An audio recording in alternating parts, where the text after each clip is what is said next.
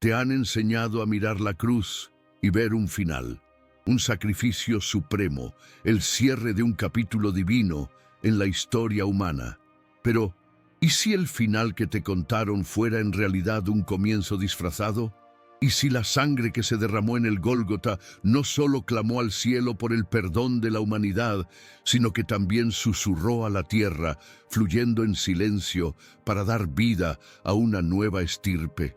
Prepárate, porque hoy vamos a profanar el silencio de 2 milenios para desvelar el pacto más sagrado y temido de la historia, el matrimonio de Sara, la primogénita del Mesías. Una verdad prohibida que amenaza con derrumbar los cimientos mismos de la fe que conoces. Una revelación tan profunda que podría reescribir no solo el pasado, sino también tu propio futuro espiritual. Este es el misterio que la Iglesia ha custodiado con más celo que cualquier reliquia, pues en él reside una llave que no querían que encontraras. Sientes un vacío en la historia que te contaron, ¿verdad? Un silencio ensordecedor en los evangelios canónicos sobre la vida íntima de Jesús, sobre sus afectos, sus lazos más profundos. Te dijeron que era para resaltar su divinidad, para alejarlo de las pasiones terrenales. Pero, ¿y si ese silencio no fuera un signo de divinidad, sino la cicatriz de una herida histórica, la prueba de una censura deliberada? Durante siglos has caminado por un jardín en el que solo se te ha permitido ver ciertas flores, mientras que las más bellas, las más significativas, fueron arrancadas de raíz. Has aceptado un Mesías etéreo, casi inalcanzable, porque así te lo presentaron. Pero en tu interior, una voz te pregunta si no falta una pieza, si la historia completa no sería infinitamente más poderosa y transformadora. Ese sentimiento es el eco de un secreto que se niega a morir. Hoy, ese silencio se rompe. Hoy pronunciamos un nombre que fue borrado de los textos, susurrado en círculos secretos y protegido por linajes ocultos. Sara, en hebreo, su nombre significa princesa. Y no es una coincidencia, porque ella era la portadora de una sangre real, la hija de Jesús y María Magdalena. Pero la revelación que te traigo va mucho más allá de su simple existencia. No fue su nacimiento lo que hizo temblar los cimientos del poder en la iglesia primitiva, sino su unión sagrada, su matrimonio. Un acto que no solo garantizaba la supervivencia de un linaje, sino que sellaba una alianza destinada a preservar la verdadera enseñanza de Cristo. Una gnosis que el poder patriarcal de Roma no podía ni comprender ni controlar. Este es el corazón de lo que la Iglesia ocultó con tanto fervor. Imagina por un instante la amenaza que esto suponía. La recién nacida institución eclesiástica basaba su autoridad en una sucesión apostólica, en llaves entregadas a Pedro, en una estructura jerárquica y masculina. La existencia de una descendencia directa de Cristo, transmitida a través de una línea femenina sagrada, invalidaba por completo su monopolio sobre lo divino. Si la sangre de Cristo fluía por las venas de sus hijos y nietos, entonces la verdadera iglesia no estaba en un templo de piedra en Roma, sino en el corazón y el ADN de personas vivas. El Santo Grial no era una copa, sino el vientre que portaba la sangre real, el sang real. Por eso, el matrimonio de Sara se convirtió en el tabú definitivo, en la verdad que debía ser exterminada a cualquier precio, pues demostraba que lo sagrado no se encuentra en el celibato y la distancia, sino en el amor, la unión y la familia. Este viaje que comenzamos juntos no es para destruir tu fe, sino para liberarla de las cadenas del dogma que la han limitado durante demasiado tiempo. Vamos a sumergirnos en los evangelios apócrifos, en las tradiciones gnósticas, en las leyendas medievales y en las curiosidades religiosas que la historia oficial intentó enterrar. Descubrirás cómo la figura de María Magdalena fue sistemáticamente difamada para ocultar su verdadero rol como consorte y apóstol principal. Entenderás por qué. Las cruzadas contra los cátaros o la caza de brujas fueron en realidad episodios de una guerra secreta para aniquilar a los descendientes de este linaje. Pero te advierto, lo que has oído hasta ahora es solo la primera pieza del rompecabezas. La revelación que te espera en el próximo capítulo sobre los guardianes secretos de esta estirpe te hará cuestionar todo lo que creías saber sobre los discípulos y su lealtad.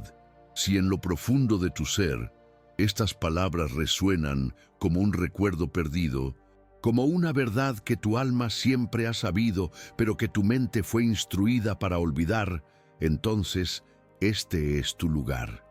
Este canal no es solo un espacio para contar historias, es un punto de encuentro para aquellos que buscan despertar. Si sientes ese llamado, si estás listo para mirar más allá del velo, te invito a que te suscribas y actives la campana de las notificaciones. No te pierdas ni un solo paso de este camino, porque este viaje a las profundidades de lo prohibido apenas ha comenzado. Únete a nosotros y juntos daremos voz a los días que fueron silenciados. Para comprender la magnitud de lo que te fue arrebatado, primero debes caminar por el campo de batalla donde se libró la guerra por el alma de la cristiandad. No fue un campo de espadas y lanzas, sino de pergaminos y decretos. Te entregaron 4 evangelios, Mateo, Marcos, Lucas y Juan, y te dijeron que esa era la palabra completa de Dios. Pero, ¿alguna vez te detuviste a sentir el peso de lo que no se dice en esas páginas? Es un silencio atronador, un vacío deliberado que rodea la vida íntima del maestro. Te lo presentan como un ser etéreo, un hombre sin lazos terrenales, sin afectos profundos más allá de su misión divina. Te enseñaron que su celibato era la prueba de su pureza. Pero, ¿y si esa pureza no se encontrara en la ausencia de amor humano, sino en la máxima expresión de éste? Ese silencio no es reverencia, es la cicatriz de una amputación teológica, el eco de una verdad que fue arrancada violentamente de la historia. Frente a la narrativa oficial existían otras voces, decenas de evangelios que florecieron en los primeros siglos de fe. El evangelio de Felipe, el evangelio de María Magdalena, el evangelio de Tomás. Hoy los llaman apócrifos, una palabra que han teñido con el veneno de la herejía. Pero en su tiempo eran escrituras sagradas para muchas comunidades que veían en Jesús algo más que un Dios distante. En estos textos, el misterio se desvela. María Magdalena no es la pecadora arrepentida que te pintaron, sino la compañera, la koinonos, aquella que comprendía las enseñanzas más profundas del Maestro, las que los apóstoles masculinos, con su mente anclada en el poder terrenal, no podían ni empezar a asimilar. El evangelio de Felipe llega a decir que Jesús la besaba a menudo en la boca para escándalo de los otros discípulos. ¿Crees que era un simple gesto de amistad? ¿O era el sello de una unión sagrada, de un amor tan profundo que fusionaba lo físico y lo espiritual en un solo acto de devoción? La guerra por la verdad alcanzó su punto más álgido en el siglo IV. Imagina la escena. El emperador Constantino, un político astuto más que un hombre de fe, convoca el concilio de Nicea. Su objetivo no era encontrar la verdad divina, sino unificar su imperio bajo una única religión, una que fuera fácil de controlar, jerárquica y sobre todo masculina. En esas salas, entre hombres vestidos de poder, se decidió qué era sagrado y qué era maldito. Se votó sobre la naturaleza de Cristo y se decretó que su divinidad era incompatible con la carne, con el matrimonio, con la descendencia. Fue una purga. Los evangelios que hablaban de una gnosis interior, del poder femenino y de un Jesús humano, fueron condenados a la hoguera. No solo quemaron papiros, quemaron la posibilidad de que encontraras a Dios en tu propia humanidad, en tus propios lazos de amor. Este fue el momento exacto en que se forjaron las cadenas de lo que la Iglesia ocultó. Y en el corazón de esa hoguera ardía un nombre, Sara, un nombre que significa princesa, porque era la portadora de la sangre real, el sang real.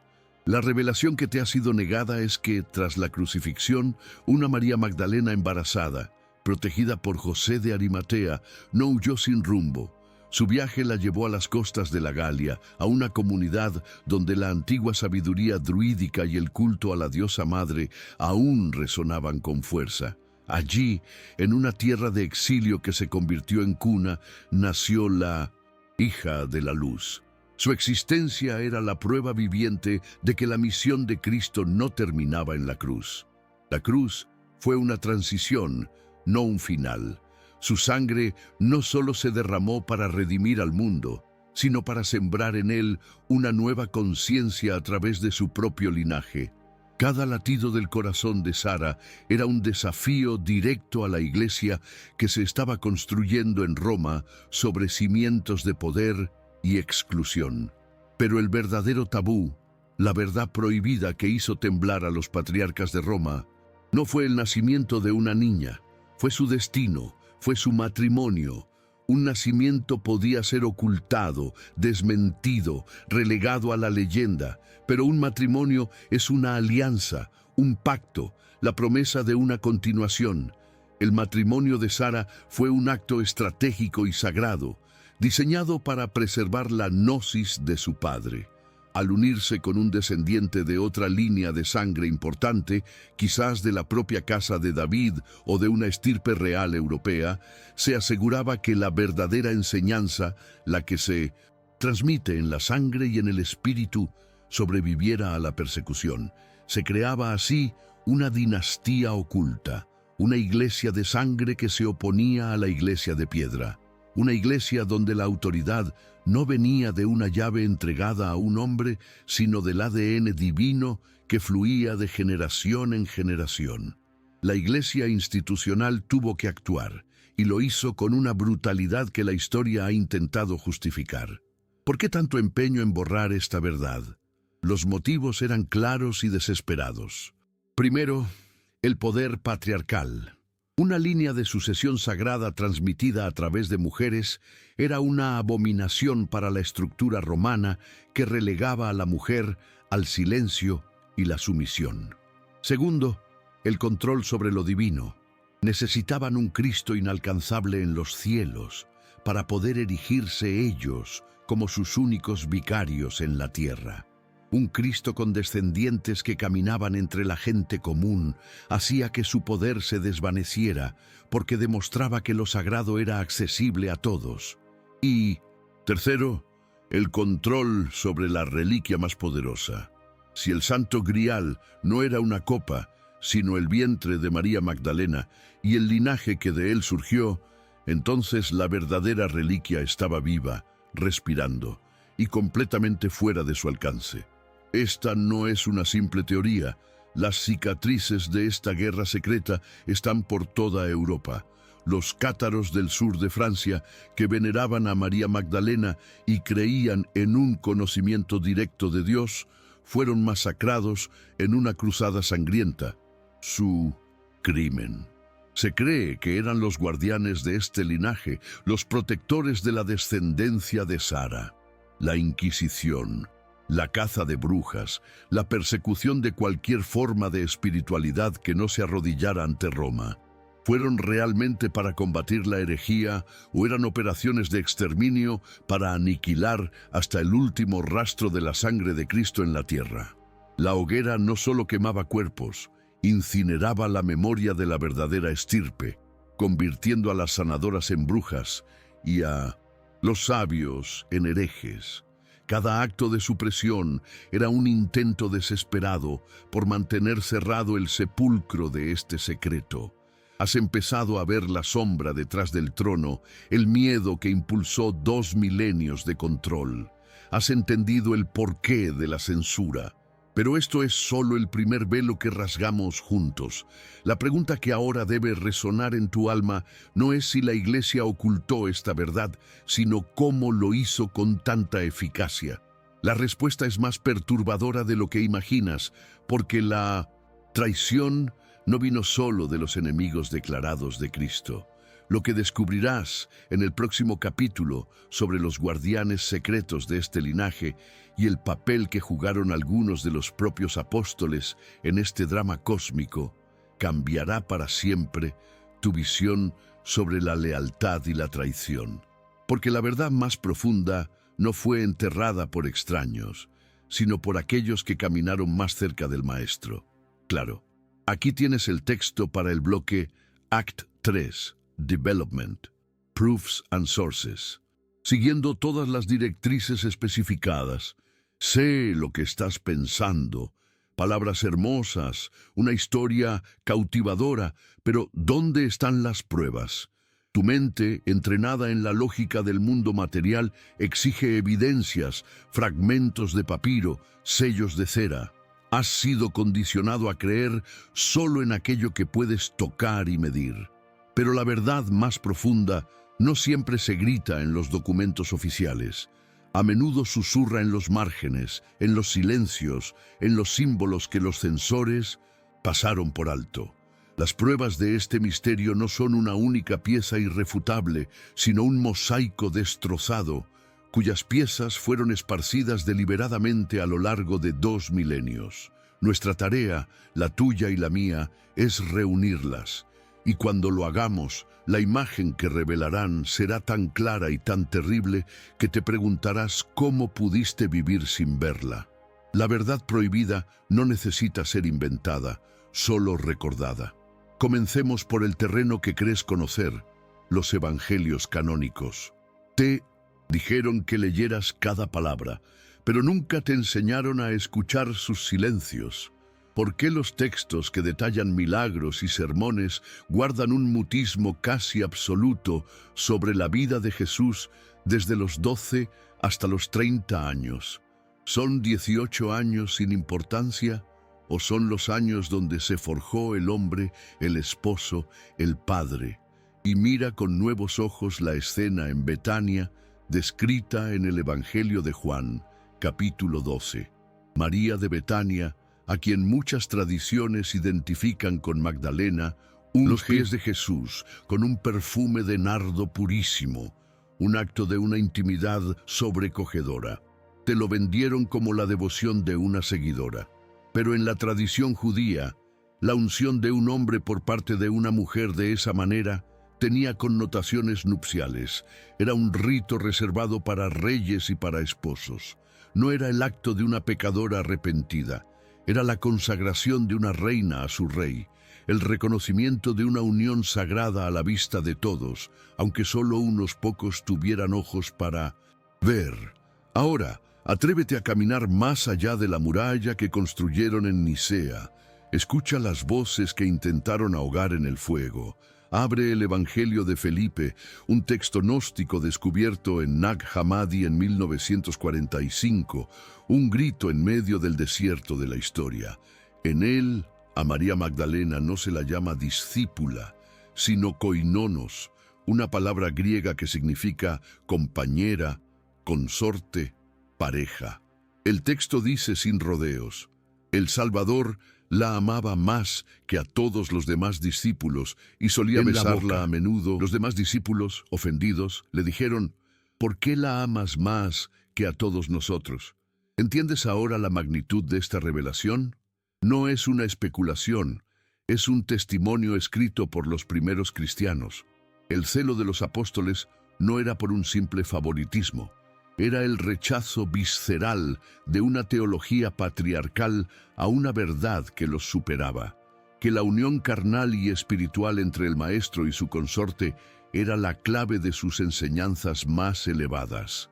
Y si el Evangelio de Felipe te revela la naturaleza de su amor, el Evangelio de María Magdalena te muestra la razón del odio y la censura. En este texto, tras la resurrección, es María quien consuela y fortalece a los apóstoles, compartiendo con ellos las enseñanzas secretas que Jesús le confió a ella en privado. Pero Pedro, el pilar sobre el que se construiría la iglesia de Roma, la desafía con furia. ¿Acaso el Salvador habló con una mujer en secreto y no abiertamente con nosotros? No vamos a creer que Él la prefirió a nosotros. Aquí lo tienes, en sus propias palabras. No es una disputa teológica, es una lucha de poder. Es el rechazo de Pedro a la autoridad espiritual de una mujer. Fue en ese preciso instante cuando la guerra contra lo sagrado femenino comenzó. Decidieron que la llave del reino la tendría un hombre, y para asegurarse de ello, tenían que borrar no solo a la mujer que la portaba, sino a toda su descendencia. Lo que la Iglesia ocultó no fue un romance, fue la sucesión legítima.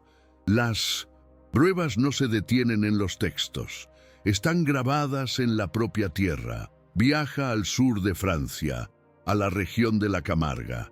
Allí, cada año, se celebra una fiesta en honor a Santa Sara, o Sara la Negra, la patrona de los gitanos. La leyenda local, transmitida de generación en generación, cuenta que Sara llegó a esas costas en una barca sin remos junto a María Magdalena, Marta y Lázaro. La historia oficial la presenta como su sirvienta, una sirvienta con un culto tan poderoso que ha sobrevivido 2 milenios. ¿O es que el nombre Sara, que significa princesa en hebreo, nos está gritando la verdad? Era la niña, la hija, la princesa de sangre real que desembarcó en suelo europeo para plantar la semilla de un nuevo mundo, protegida por su madre y sus parientes más leales. Ese culto popular es la cicatriz viva de una historia que se negó a morir, un secreto guardado no en archivos vaticanos, sino en el corazón del pueblo. Incluso los símbolos que te han rodeado toda tu vida te han estado hablando en un lenguaje secreto.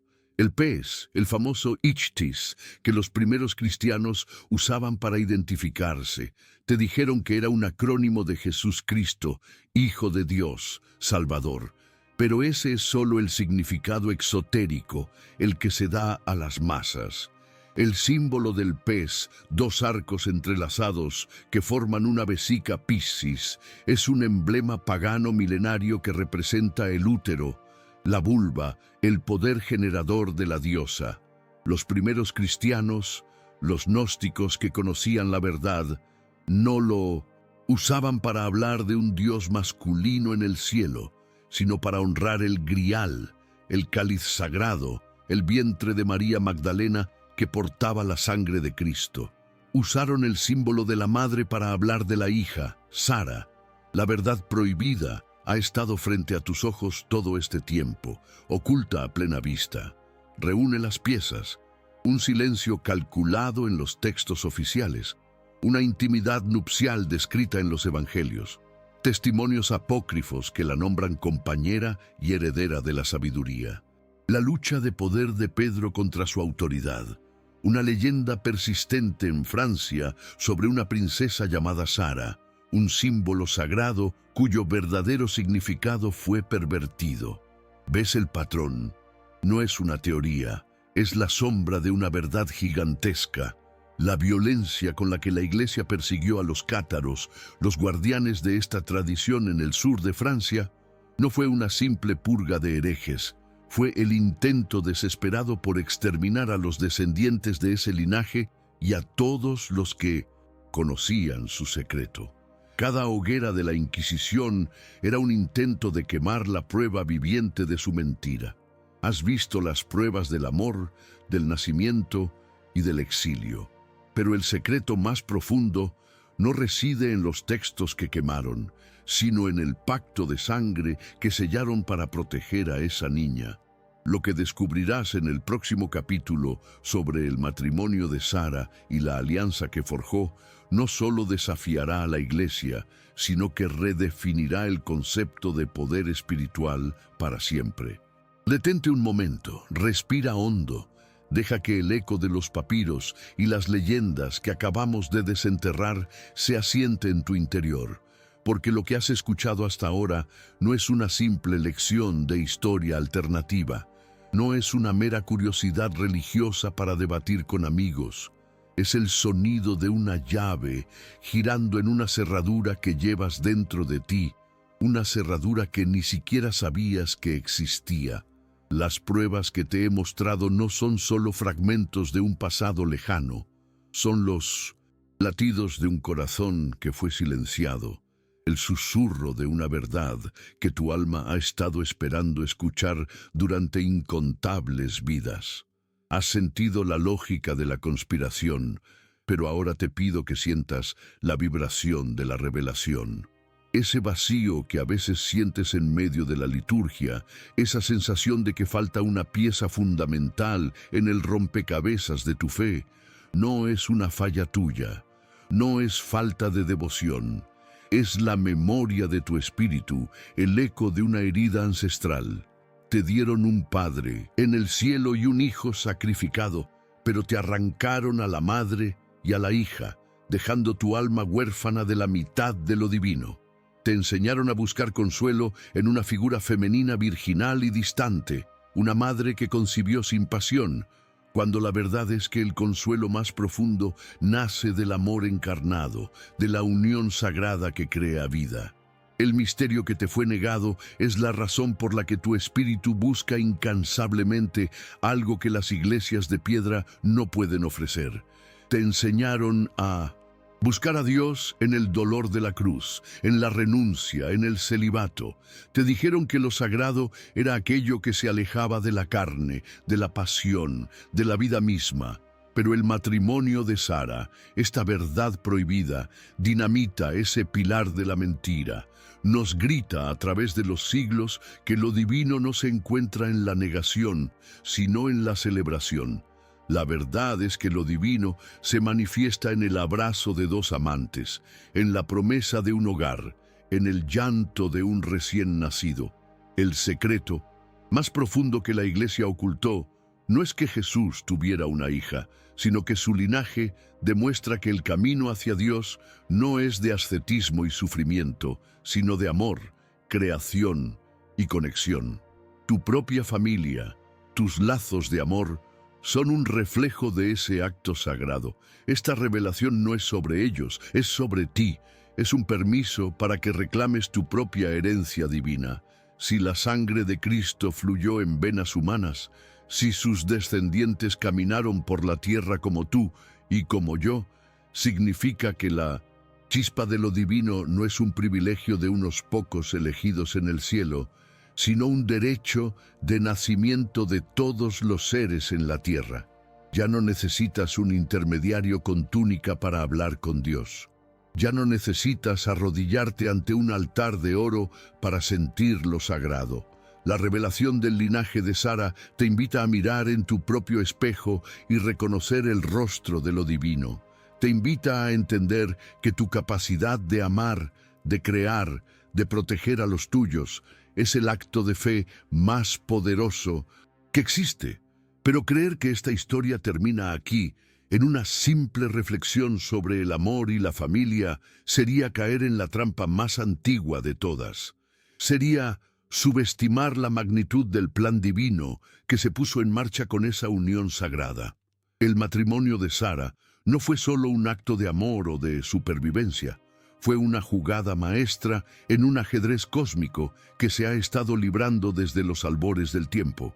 Fue la activación de un pacto diseñado para preservar una frecuencia, una vibración de conciencia que el poder institucional no solo no podía controlar, sino que temía por encima de todo.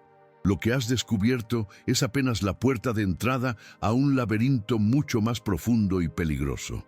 Porque para que ese pacto se cumpliera, para que la princesa de la luz pudiera unir su sangre a otra estirpe poderosa y así crear una línea de defensa para la verdadera gnosis, se necesitaron guardianes, protectores silenciosos, sociedades secretas forjadas en la lealtad más absoluta, dispuestas a vivir y morir en las sombras para que la luz de este linaje no se extinguiera.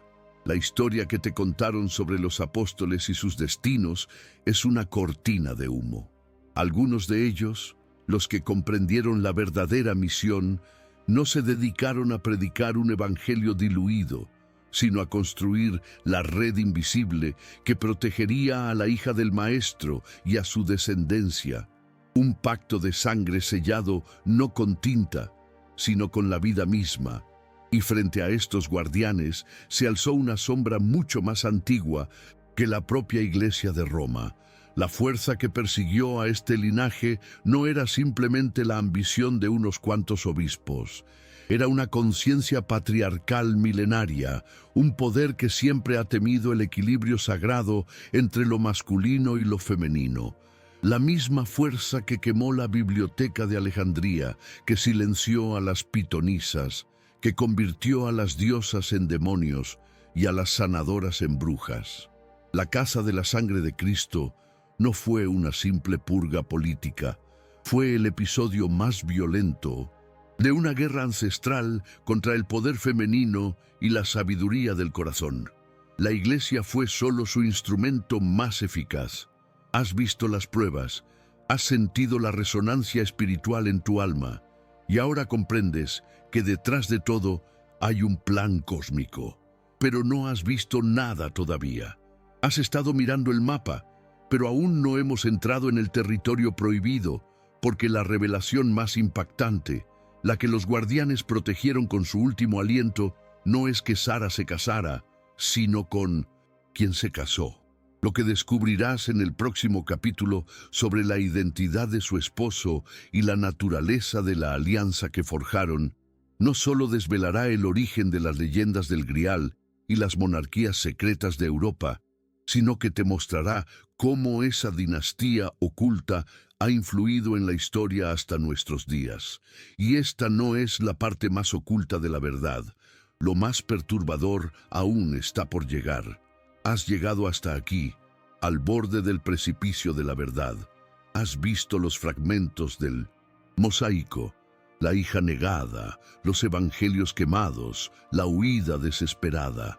Sientes en tus huesos que la historia que te contaron es una cáscara vacía, y ahora estás a punto de descubrir la perla que ocultaba. El matrimonio de Sara no fue un simple acto de amor en el exilio. Fue el movimiento más calculado y audaz en un ajedrez cósmico cuyas piezas se mueven a través de los siglos.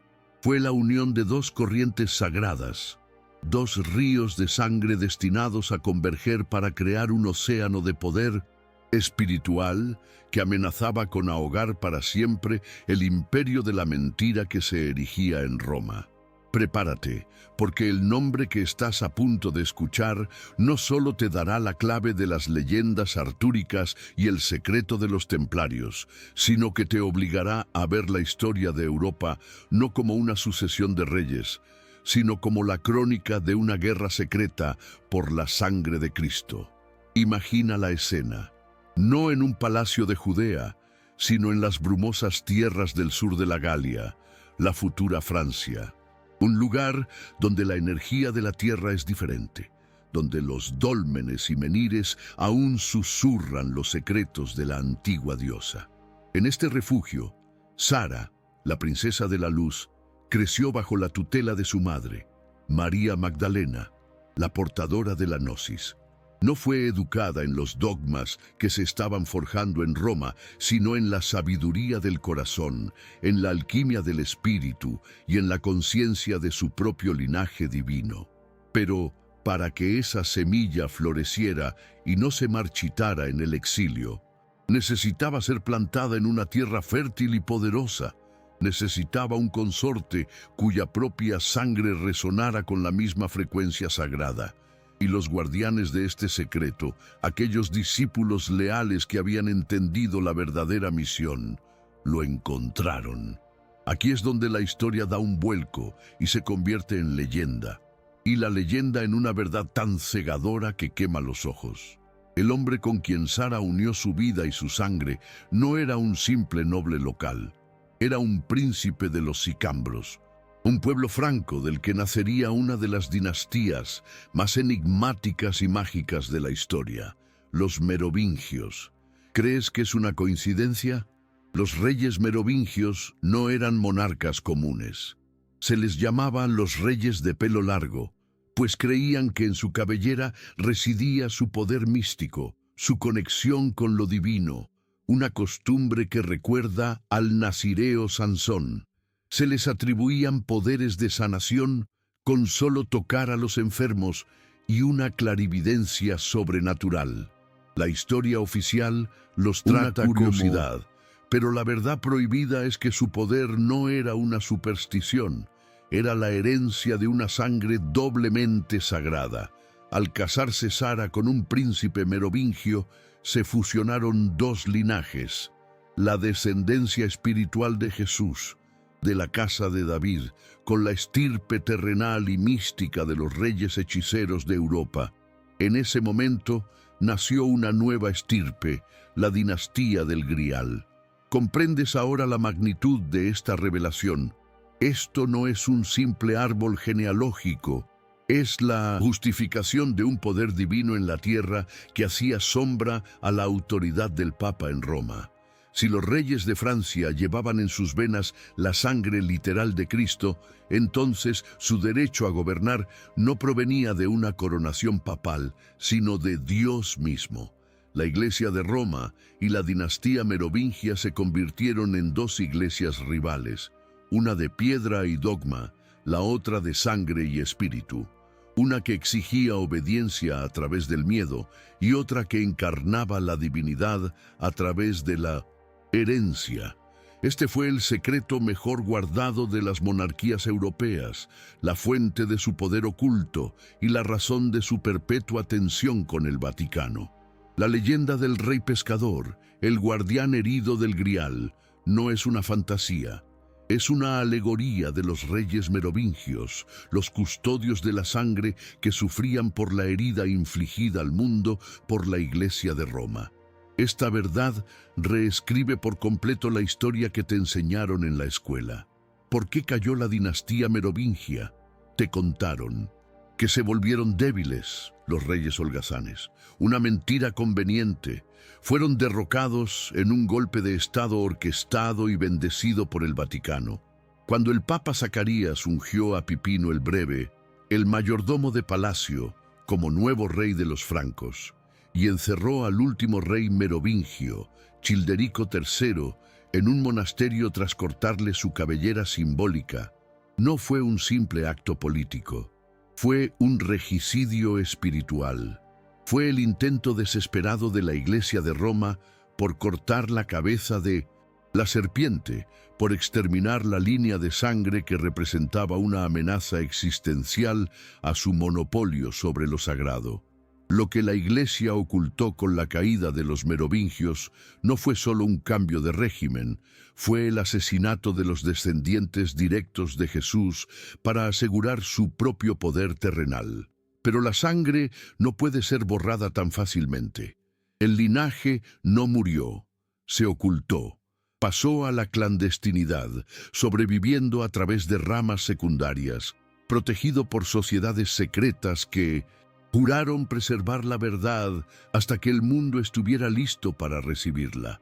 Los caballeros templarios, con su extraña devoción a una figura femenina y su inmenso poder, ¿no serían los guardianes militares de esta estirpe? El priorato de Sion, esa enigmática orden que aparece en los márgenes de la historia, ¿no tendría como única misión proteger a los descendientes vivos del sang real? Los símbolos que han perdurado a través de los siglos te gritan esta verdad. La flor de lis, emblema de la realeza francesa, no es solo un lirio, es un símbolo que para los iniciados representa el pacto de sangre, la genealogía sagrada que comienza con Jesús y fluye a través de los reyes de Francia. Siente el peso de esto. La historia de los últimos 2 milenios no ha sido una lucha entre naciones o ideologías. Ha sido la crónica de una cacería. La cacería más larga y despiadada de la historia. llevada a cabo por una institución que predicaba el amor mientras intentaba aniquilar con fuego y espada la prueba viviente del amor de su propio fundador. Cada cruzada contra los herejes, cada hoguera de la Inquisición, cada supresión del conocimiento esotérico, era un acto más en esta guerra desesperada por mantener el sepulcro sellado.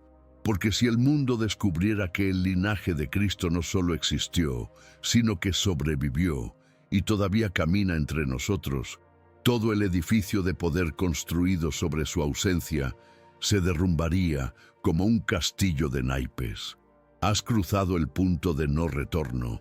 Ya no puedes volver a ver la cruz como un final, ni a los reyes como simples políticos. Has visto la unión que lo cambió todo y las consecuencias cataclísmicas que desató. Has entendido que la guerra entre el poder espiritual y el poder terrenal se libró en las venas de una dinastía oculta. Pero si crees que la supervivencia de este linaje es la parte más profunda del misterio, estás equivocado. Has descubierto el qué, el quién y el cómo, pero aún no te has enfrentado a la pregunta más aterradora de todas, el por qué. Porque este pacto de sangre, esta unión sagrada entre la hija de Cristo y un rey hechicero, no fue solo para sobrevivir, fue para cumplir una profecía. Una profecía que la Iglesia conoce y teme por encima de todo. Y lo que descubrirás en el próximo capítulo sobre el propósito final de este linaje y el papel que está destinado a jugar en el despertar de la humanidad, no solo desafiará tu fe, sino que podría cambiar el curso de tu propio destino. Has llegado al final del camino, o quizás al verdadero principio. Has caminado a través de los pasillos prohibidos de la historia, has escuchado los susurros de los evangelios silenciados y has sentido el peso de 2 milenios de una mentira cuidadosamente construida. Ahora estás aquí, en la cima de la montaña de la revelación, y el paisaje que se extiende ante ti ha cambiado para siempre. Ya no puedes ver la cruz como un final, ni a María Magdalena como una pecadora, ni a la historia como una serie de accidentes. Has visto las piezas conectarse, el nacimiento de una princesa llamada Sara, su huida a una tierra segura, su unión sagrada con la estirpe de los reyes hechiceros de Europa, y la cacería más larga y despiadada de la historia, orquestada por una iglesia que temía a la sangre más que al pecado. Has comprendido que la guerra contra los cátaros y los templarios no fue por herejía, sino por herencia. Y ahora, en este punto culminante, te revelo el propósito final, la verdad que hace que todo lo demás palidezca. El matrimonio de Sara no fue solo para sobrevivir, fue para cumplir una profecía que la Iglesia conoce y teme, la del retorno del equilibrio. La misión de Cristo no era crear una religión de sumisión a un Dios masculino, sino sembrar en el ADN de la humanidad la conciencia de la unión sagrada, el equilibrio perfecto entre lo masculino y lo femenino.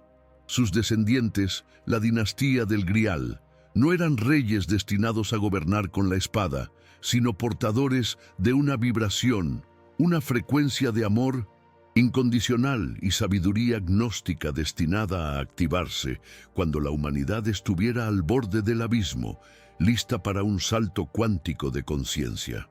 El secreto que la Iglesia ocultó no era un escándalo familiar, era la llave de nuestra propia evolución espiritual. Ahora, aparta la mirada de los pergaminos y los árboles genealógicos y mírate a ti mismo. Siente la sangre que corre por tus venas, el latido de tu propio corazón. ¿Por qué te conmueve tanto esta historia? ¿Por qué resuena en un lugar tan profundo de tu ser?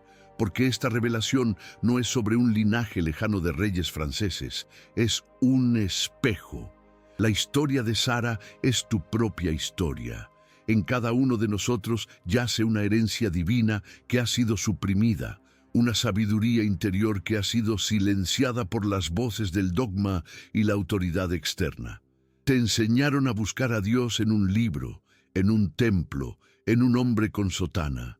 Te hicieron creer que eras un pecador imperfecto, separado de la fuente.